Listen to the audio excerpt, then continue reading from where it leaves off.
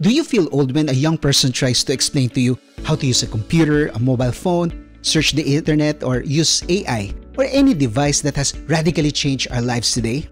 Especially if you live in the city. Our young people are very impressive, well, at least in these things. However, wisdom and resiliency are some of the strengths of older people.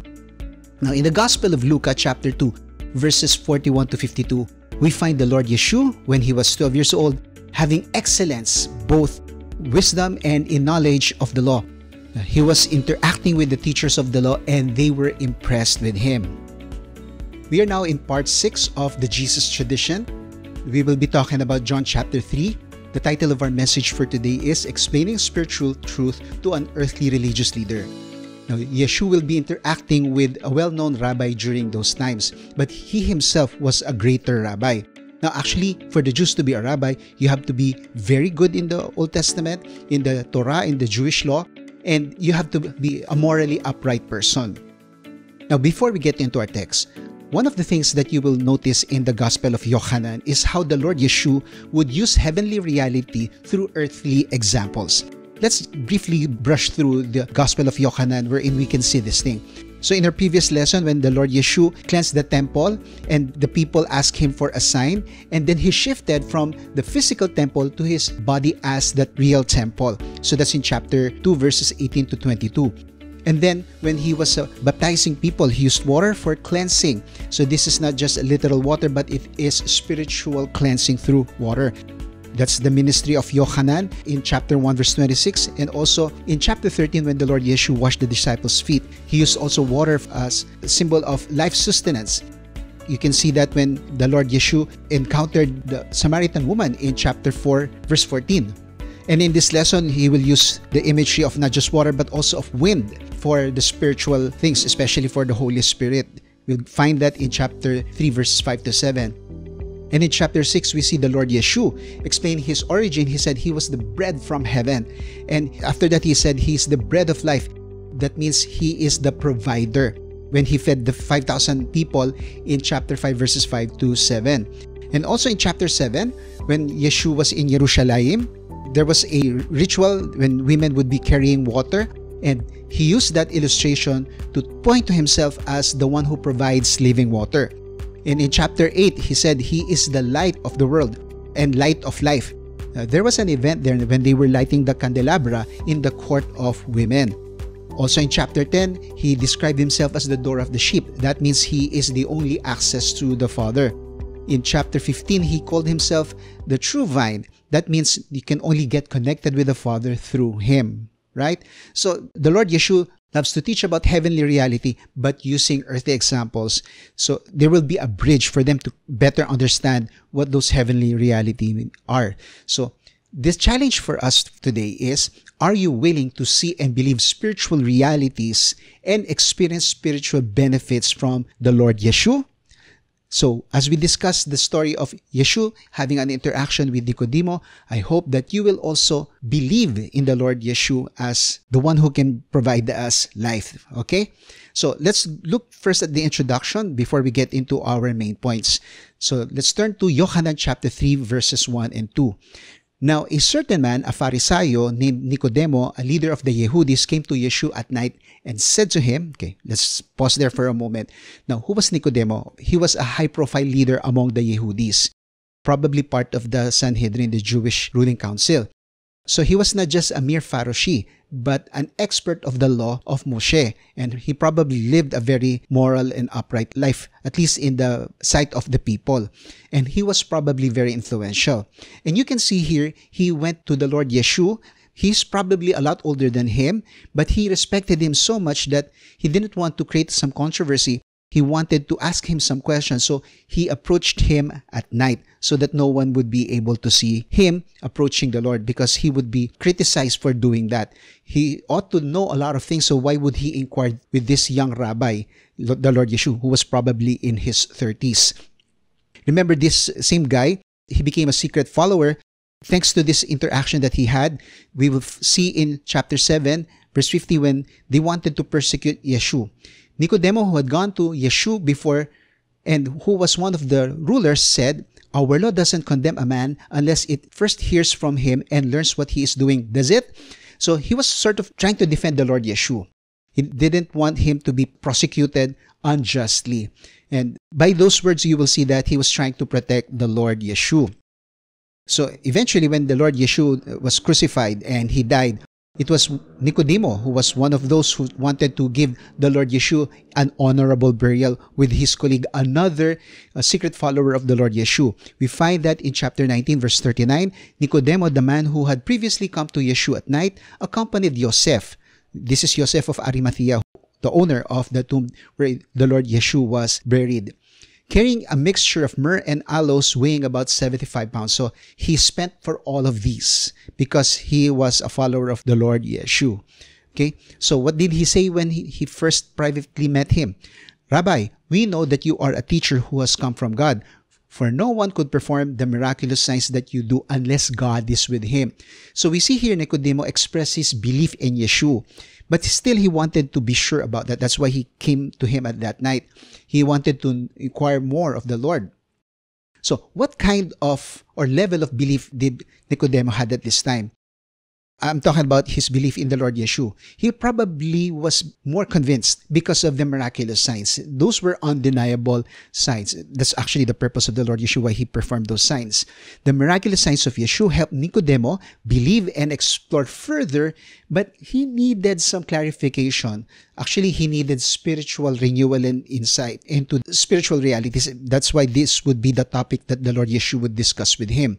Now, remember in Chapter 2, verse 23, Yohanan, the gospel writer, explained that Yeshua already knew people. And so it would not be surprising that the Lord Yeshua knew the real intention, motives, and questions of Nicodemo. So that's why you will see here he would not be hostile to this Pharisee, unlike with his other interactions with other Pharisees.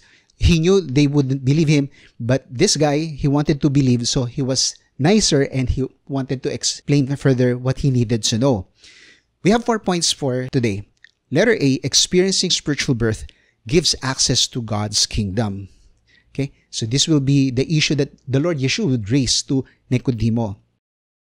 First point, access to the kingdom of God is conditioned upon spiritual birth. So let's read verses 3 and 4. Yeshua replied, I tell you the solemn truth, unless a person is born from above, he cannot see the kingdom of God. Nicodemus said to him, how can a man be born when he is old? He cannot enter his mother's womb and be born a second time. So obviously, there is a disconnect here. The Lord Yeshua knew the right thing to discuss. And this puzzled Nicodemo because this is the thing that he didn't know, but he ought to have known. Now, we know that this is the controversial part of the text. What did the Lord Yeshua mean, born from above? In other translations, it said born again. The Greek word here is genethe anothen. Okay? Now, actually, I think the Lord Yeshua, just as he did in some other parts of Yohanan, he chose this specific phrase with a double meaning. Okay? What did the Lord Yeshua mean? Obviously, this is necessary for Nicodemo to enter the kingdom of God. That means Nicodemo wasn't really assured that he would be entering the kingdom of God. And that, of course, puzzled him much more when the Lord Yeshua said, you have to be born again. That's how he understood the genethe anothen, even if it was said in Aramaic or their native language. But the point is, the Lord Yeshua was trying to sort of confuse him so that he can try to see the spiritual meaning of what he said, okay? Because the Lord Yeshua was a spiritual teacher and Nicodemo had to understand spiritual concepts. Second point, born from above or born again is a spiritual experience. So now the Lord Yeshua begins to explain to him what he meant by genethe anothen. Verse 5, Yeshua answered, I tell you the solemn truth. So he's repeating, I'm so sincere about this. This is really the truth. Unless a person is born of water or hydor, in the Greek, and spirit pneuma. So he said it in another way, so that he will be able to understand better. He cannot enter the kingdom of God. So earlier in verse 3, the Lord said, he cannot see the kingdom of God. Right now, he said it in another way, actually the same meaning, he cannot enter. So that means unless you have this spiritual experience, if you can't enter, obviously you cannot see what's inside. Now, he begins to explain further. Verse 6, what is born of the flesh is flesh, and what is born of the spirit is spirit. So the Lord Yeshua wanted him to understand there is the natural concept and there's the supernatural concept. There's the physical aspect of reality and there's the spiritual aspect of reality. Now, I don't want you to be confused by interpreting spiritual realities with natural things. Those are separate things. Those are distinct things. So, while Nicodemo thought that genethia anothen means being born again, what the Lord really meant was being born from above. So, you see in verse 3, he said genethia anothen and genethia anothen. It's just the same thing, just a different inflection. What does this really mean? Born again, born from above. So, Nicodemo understood genethia anothen as born again physically. So, the Lord Yeshua had to restate it. He explained that genethia anothen is born from above, which is a spiritual experience. And Nicodemo missed that. So he had to explain it further. All right? Number 3, spiritual birth is an act of the Spirit. So here is more details about what it means to be born again or born from above. So I actually suggest when we're sharing the gospel, we have to say it as born from above, which is more accurate. All right?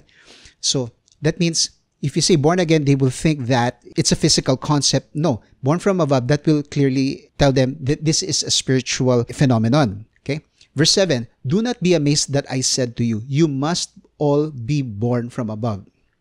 You see here, the Lord Yeshua used it in the plural. So he was not just addressing Nicodemo here, and probably it was Yohanan, the gospel writer, addressing also his audience. You must all be born from above.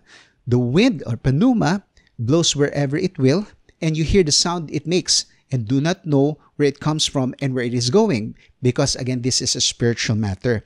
So the nature of the Spirit is being compared to a wind. So it is everyone who is born of the Spirit. So being born from above also means being born of the Spirit, not being reborn physically. All right? And it is the Holy Spirit that does this to us. You know, when you're being born, of course, babies, they somehow force themselves to get out of their mom's womb, okay? But actually, it's more of the mommy pushing the baby outside.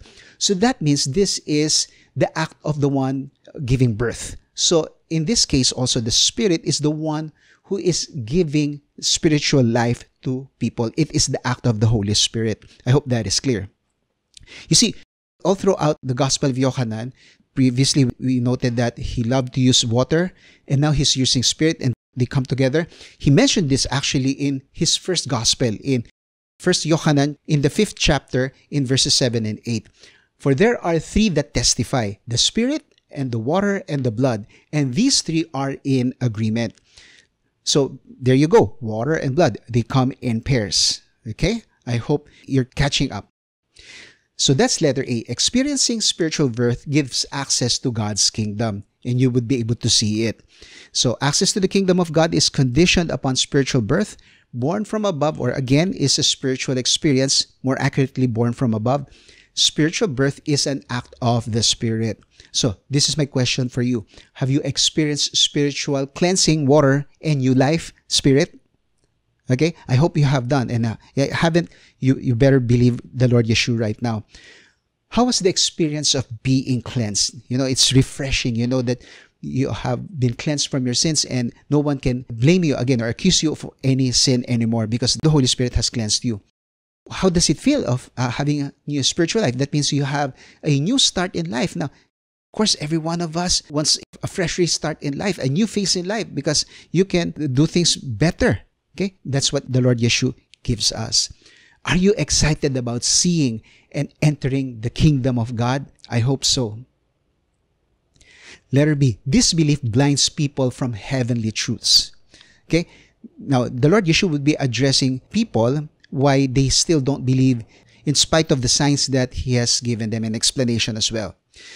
So first subpoint is some religious experts fail to comprehend spiritual truths. So in this case, it was Nicodemo. But eventually, he'll be able to get this, okay? Thanks to his encounter with the Lord here in chapter 3. So let's continue reading verse 9. Nicodemo replied, how can these things be? So still, he's trying to grapple what the Lord meant about being born from above, being born of water and Spirit, and that's the only way he could enter the kingdom of God. Maybe he was assuming that he automatically had access to the kingdom of God. And he was surprised that the Lord Yeshua said, you cannot enter the kingdom of God yet. Verse 10, Yeshua answered, "Are you the teacher of Israel and yet do not understand these things?" He was probably also a rabbi. Anyway, verse 9, this is also a question of so many people. How can you have a born-again experience?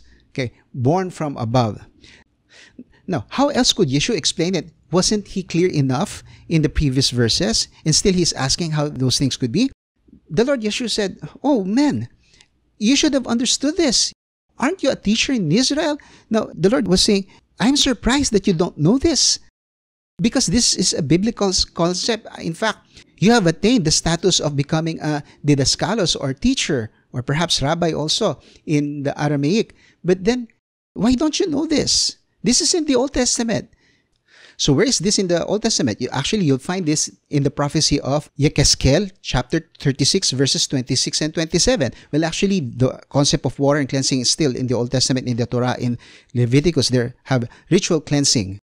Okay, so let's look at verse 26. "I will sprinkle you with pure water, and you will be clean from all your impurities. I will purify you from all your idols." So you find there water, cleansing. Okay, this is a spiritual cleansing, even though they had the literal ritual cleansing using physical water. But this is greater than the physical. Verse 27, "I will put my spirit within you." So after you have been cleansed, that's the only time that the Father can give you the Spirit, because you're already clean. Okay, "I will put my spirit within you, and I will take the initiative, and you will obey my statutes and carefully observe my regulations." So when you have the Spirit of God, you'll be able to fulfill the word of the Lord, His commands. You won't be stubborn anymore. He has removed from you the heart of stone. All right? Second subpoint, people can believe eyewitness testimony. So verse 11 is actually a commentary of the gospel author, Yochanan. You'll find this, that he's shifted from the Lord speaking to Nicodemo, and now he's speaking to his readers. Verse 11, "I tell you the solemn truth, we speak about what we know and testify about what we have seen." So Yochanan, the gospel writer, was an eyewitness of the Lord. What he's saying is, when we're testifying, we're not inventing. We're clear about what we saw and what we communicate with you. The problem is not with us. The problem is with you. But you people do not accept our testimony. What else can we do? Just like Nicodemo had a hard time understanding spiritual concepts. And so Yochanan is saying, some of the readers here still do not accept spiritual realities, wherein eyewitness testimony is first-hand testimony, and it is reliable. So what else can they do? Same thing what he said in chapter 19, verse 35. "And the person who saw it has testified," referring to the gospel author, "and his testimony is true, and he knows that he is telling the truth, so that you may also believe." Now, you may be wondering why verse 35 is talking about a certain person, third person. If Yochanan is the gospel writer, why he would be referring this to a third person, and it seems that the author is using the plural, first person. Now, one of the theories is that the Gospel of Yochanan was actually compiled by his followers, but the contents all came from Yochanan, something similar to the book of Ecclesiastes. The book of Ecclesiastes was probably composed by his students, whoever that student is, but the main content belongs to the preacher. Okay, so the Gospel of Yochanan was also a compilation of the teachings of Yochanan. So there were portions that you find Yochanan speaking to the audience, and there are portions that the compilers would be speaking in the third person plural and referring to their main source, Yochanan, in the third person singular. Okay, I hope you're not confused about that. Okay, so here in verse 11, it's probably the compilers of the testimony of Yochanan. "We have given you the testimony of Yochanan, and still you don't believe his testimony. He is an eyewitness. That's not our problem anymore. That's your problem." All right? Now, some of you would not believe that's how the Gospel of Yochanan was composed. Look at chapter 21, verse 24. The author, the main source, Yochanan, is referred to the third person. "This is the disciple who testifies about these things and has written these things, and we know that his testimony is true." Who are these we people? The compilers of the Yochanan material. Okay, so that's why we can say that even the compilers used first-hand testimony from Yochanan. So Yochanan, as an eyewitness of so many things Yeshua did and say, with so many close people around him, and he was one of them, we can say that Yochanan was a reliable eyewitness. All right? Third subpoint, people should realize the testimony is about heavenly matters. Because a lot of people don't have that kind of thinking, okay? When you talk about spiritual things, everything is foreign to them, okay? So that's why your eyes have to be opened. Let's go back to chapter 3, verse 12. I have told you people about earthly things, and you don't believe. How will you believe if I tell you earthly things? So I personally believe that this is Yohanan material being copied by the compilers. The word you here is plural. So I personally believe that Yohanan was addressing his readers. This is not Yeshua talking to Nicodemo anymore. He's now putting his own words to talk to his audience, his readers, okay? But let's focus on what is really being said here. The problem is their disbelief. Their minds were limited to earthly things. When heavenly things are being explained to them, they could not comprehend, just like Nicodemo failed to understand, even though they're using physical reality as a bridge to explain spiritual realities. Okay? So that's letter B. Disbelief blinds people from heavenly truths. The problem is in their minds, in their hearts, disbelief. Okay? So things were clear to them, still they won't believe. They knew that what is being discussed are heavenly things, still they won't accept these things. There are many people who have this kind of problem nowadays, okay? Those who think that the world is only made up of physical realities. There are no metaphysical realities or spiritual realities. Do you have any difficulty understanding spiritual realities? You have to open up your eyes. You have to ask the Holy Spirit, let me understand spiritual realities. Now, how long were you blind from spiritual realities? Maybe you have been blind for a long time before you got to receive the Holy Spirit. That's why you need the Holy Spirit. Do you know of people blind from spiritual realities? No matter how much you explain these things to them, still they don't understand. They have to become spiritual people. Have the spiritual life from the Holy Spirit. Okay? So those are 3 subpoints. Some religious experts, referring actually to Nicodemus, fail to comprehend spiritual truths.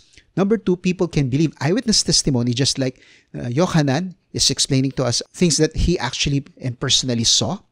Number 3, people should realize the testimony is about heavenly matters. So you gotta learn how to shift your mind from physical realities to heavenly matters.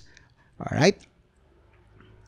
Letter C, believing in the Son of God results to everlasting life. So when you say everlasting life, even if you're physically dead, you can continue to exist because that is the ultimate reality, spiritual realities beyond the realities of the physical world. All right? So Yeshua is the only solution God provided. The solution is directly from heaven, okay? From above. All right? It is top-down solution, not bottom-up. False religions, all their efforts is bottom up. Okay? They think that they can reach heaven. They think they can solve their sin problem. Okay? But the real solution is top down.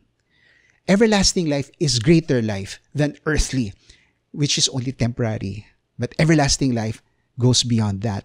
Judgment and death cannot defeat everlasting life. Because we will be discussing that in just a moment. First subpoint, God lovingly offers salvation and everlasting life through belief in His Son. Now, Yohanan is testifying to his readers at this time. So the conversation between the Lord Yeshua and Nicodemo has stopped in the earlier verses. Okay, now Yohanan is explaining things to the readers. Verse 16, a very popular verse. For this is the way God loved the world. He gave His one and only Son so that everyone who believes in Him will not perish but have everlasting life. So the point is, there is no other way but God's way. Again, top-down solution. God took the first step because He loved sinners, bad people, evil people, by sending His Son Yeshua. His Son who was very close to Him. Alright? There is no one like Yeshua. He's the only solution. He only can solve this problem. The challenge is to everyone, so that everyone who believes. So obviously not everyone will believe, but it's for everyone. The requirement is to believe, not to work. It is more than agreeing or agreement in the mind. Oh yes, I believe that. But it is entrusting your life to Yeshua. So when you begin to believe Yeshua, you will follow Him. All right? Verse 17, for God did not send his Son into the world to condemn the world, but that the world should be saved through him. Now, some translations would use eternal life rather than everlasting life. Only God is eternal. What he gives us is everlasting life. Obviously, we didn't exist in the eternal past. Okay, at least past from our perspective. So only God is eternal. He's giving us everlasting life. But I would like to highlight that middle part of verse 16. God gave his one and only Son. Or in other translations, or in older translations, begotten Son. I think it is more accurately translated as one and only Son, unique Son. So there's no idea of being born in a sense that he had the beginning. Okay, that's not the idea here. He sent his Son. He didn't send the prophet. Okay, so if somebody says the solution is a prophet, no. The solution for our death problem, condemnation problem, is the Son of God. Okay, the sending of Yeshua was positive, and that is to provide salvation for all of us. Second subpoint, God lovingly offers relief from judgment through belief in his Son. So he's going to expand what he meant by verse 17. Now he's going to introduce the idea of condemnation, because that's actually the problem already. Because we're sinners, we're already condemned. Okay, we'll read that in verse 18. But he said here, God did not send his Son to the world to condemn the world, because that's what we deserve actually. Now, I'd like you to see the parallel here. In verse 16, he said everlasting life. But in verse 17, it is being saved through him. Well, saved from condemnation. So the match of saved is condemnation. Okay? The match of everlasting life is believing in verse 16. So be saved from condemnation and judgment. That's the idea of verse 17. No one can escape the judgment of God. All of us have to give an account to him.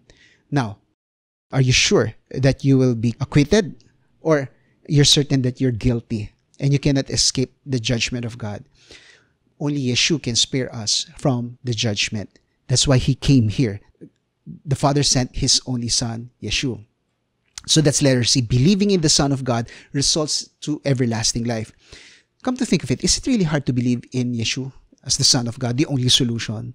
Well, if you want other solutions, if you don't like Yeshua because you want it to have your way, you don't want him to be your Lord, of course you would not want to believe in him. Because this is a package. Once you believe him, he will require you to follow him and live a holy life. But he will give you the Holy Spirit, so you can do that. And it's the greatest experience of all. And that's the kind of life we will be living in the eternal kingdom of God. Okay? So it's a good package. It's a better package than anything else. It's not even close. Okay? Is the assurance from Yeshua enough for you? Well, I hope so. Now, do you think you need more assurance other than the assurance of the Lord Yeshua? There's no greater assurance than this. And it's so simple. God himself is the assurance. Did Yeshua ask anything from you to be more assured of salvation and everlasting life? No, just believing. And he'll do the rest. And actually, he did when he sacrificed his life for our sins. All right? Letter D, this is the final point. Rejecting the Son of God, the light, results to judgment. So if you don't respond positively to this great offer, what can you expect? Judgment. You already have condemnation, and now it will be imposed to you if you refuse the only solution. Rejecting Yeshua is the worst sin you could ever make, because he is the only chance you have. Okay? There is no hope after him. Does the judgment of God concern you? I hope so. This is a serious thing, because a lot of people don't really think that they will fail during the trial when the Lord shows you all of your mistakes, all of your sins, all of your offenses, and no one there to defend you as the advocate. The Lord Yeshua is known as the advocate here in the Gospel of Yochanan, and the Holy Spirit is another advocate. So that is why take the solution. Come to the light, because God is concerned for you. All right? First subpoint, disbelieving Yeshua as God's only Son. Okay, this is double whammy for you if you reject the solution. Yochanan chapter 3 verse 18, the one who believes in him is not condemned. That's good news. Just believe. The one who does not believe has been condemned already. Why? It's because he has not believed in the name of the one and only Son of God. There's no other option. Now, what is disbelief? This is rejection. That means you refuse to take the solution. You refuse his offer of forgiveness. You refuse the offer of Holy Spirit, the eternal life the spiritual life, the holy life that He is offering you. You choose instead the evil life. Was the argument for Yeshua as the unique Son of God weak? No, I don't think so. The Lord Yeshua proved it by the signs that He showed. He can do supernatural things. So why doubt Him? This evidence is strong that He is the Son of God. Where the evidence says Yeshua gave that He is the only Son of God, enough? Oh, more than enough. Again, here in the Gospel of Yohanan, He said He did a lot, so many things, and He focused on 7 signs that He did.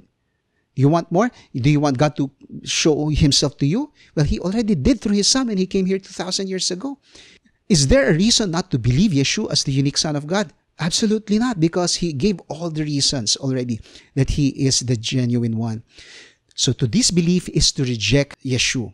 And to reject Yeshua is also to reject the one who sent Him, the Father. So when you reject Yeshua and your condemnation remains, do you think that's fair?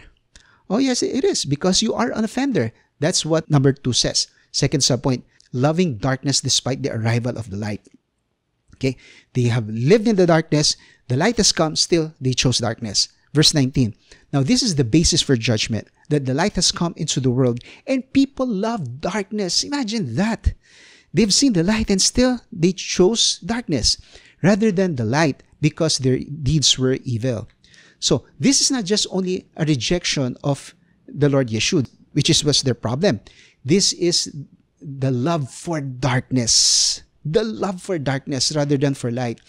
This love for evil deeds is the main hindrance for them to come to the light of Yeshua. Even though it's very convincing already that the light is the solution, Yeshua is. They want to continue doing evil. So everybody does evil. So God condemns all of us. Okay? He gave the solution, still rejected it. That's the worst thing you could do, to refuse the solution. They knew they cannot continue to live in darkness with evil deeds if they come to the light. So they say, okay, we just want to stay here. We're going to hide from the light. That's why many evil work at night and in the darkness. I think you can make that observation. Third subpoint, persistence of people avoiding exposure by the light. So you can see people hiding in the light so that they would not be exposed. Verse 20, for everyone who does evil deeds hates the light, which is true. They hate it. That's why policemen, when they roam around, they put light on people and they would turn their back so that they would not be identified by the police. And does not come to the light so that their deeds will not be exposed. You notice even in disco houses, it's dark. They just put some lights to make it more entertaining. But they would go to the corner, or even those people who watch in the movie houses, what place do they go if they want to do something bad? They go to the darkest part of the cinema. I think you know that. The point is, we cannot love both darkness and light, evil and goodness. You just have to choose the right one, light and goodness. Because when you live in the darkness, there is shame in being exposed, doing evil deeds. Sometimes people still deny that they're doing some things, even when they're caught right there and there. Psalm 97 verse 10, you who love the Yahweh hate evil. That's the right attitude. He protects the lives of His faithful followers. He delivers them from the power of the wicked. Do you want to be free from the enslaving power of the wicked? Then come to the light. You will experience true freedom. Fourth subpoint, openness of true practitioners. That means they're not hiding anything. They draw near the light. Verse 21, but the one who practices the truth comes to the light. They love the light. They need to see things with the light. Just like what G.K. Chesterton said, God is like the sun. You cannot look at it. It's too bright for you to stare. But without it, you cannot look at anything else. You cannot see. Now, I'll be dark if I turn off the light and you can see me well, right? So the goal here is to learn how to practice the truth under the guidance of the light, because this is the kind of life that we will be living in the eternal kingdom of God. All right? The encouragement that Yohanan is giving us here is not just to benefit from seeing everything or seeing the light, but to live consistently in the truth of the light for you to live the right way. Okay? The light will guide you to living the right way in holiness. Deeds done in truth and under the light does not bring shame and does not carry any baggage, because you know you won't be accused of anything bad if you do everything open and righteous. So that's our fourth and last point. Rejecting the Son of God, who is the light, results to judgment. Is there any other light? Any other Son of God? There's just one. So don't expect any other to be sent by God. He is the only solution. Are you living in darkness? Come out from there now. Come near the light. How can you convince people who love doing evil to come to the light? You have to live in the light by yourself so that they will see that the life you're living is the true kind of life. Free and peaceful and full of love, full of grace. Are you open to be scrutinized and be checked if you are truly practicing the truth? You won't be afraid, or you won't be so conscious about doing anything because you know you haven't done anything wrong, right? Or either you still deny that you are in darkness and you're living an evil life. Please come to the light now. So that's our lesson for today, explaining spiritual truth to an earthly religious leader. The Lord Yeshua explained spiritual realities to Nicodemo. Letter A, experiencing spiritual birth gives access to God's kingdom. Letter B, disbelief blinds people from heavenly truths. I hope you're not blind. Come to the light. Letter C, believing in the Son of God results to everlasting life. This is a very good deal. Accept now everlasting life. Rejecting the Son of God, the light, results to judgment. So I hope you don't reject Yeshua. Receive Yeshua. Believe Him now. Come to His light.